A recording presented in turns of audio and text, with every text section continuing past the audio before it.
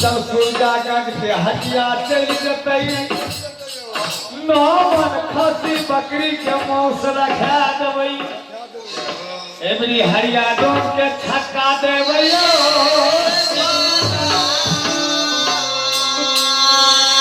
बाबा है हो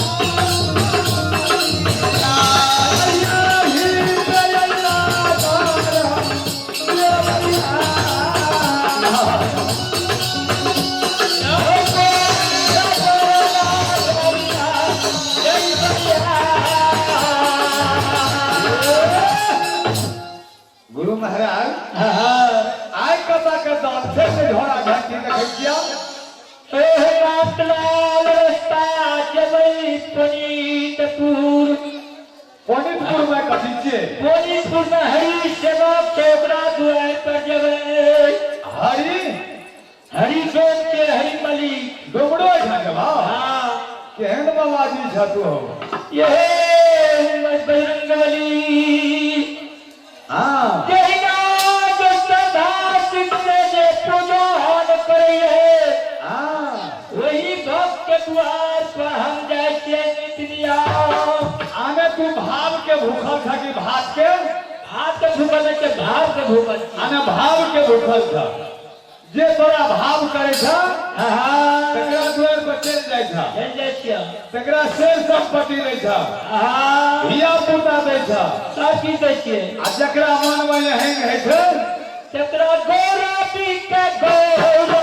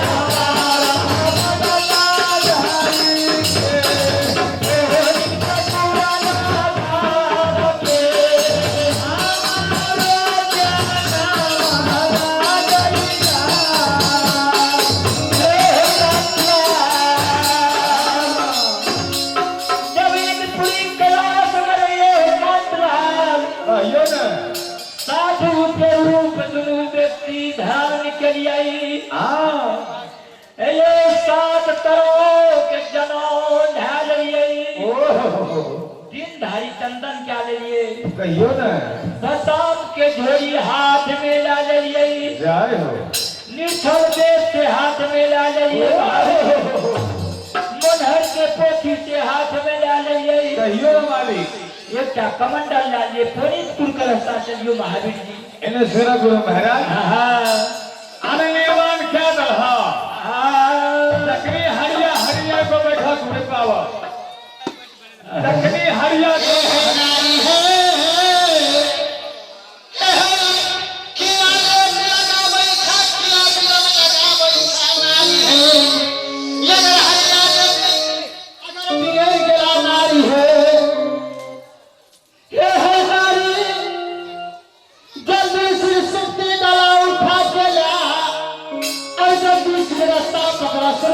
हटिया के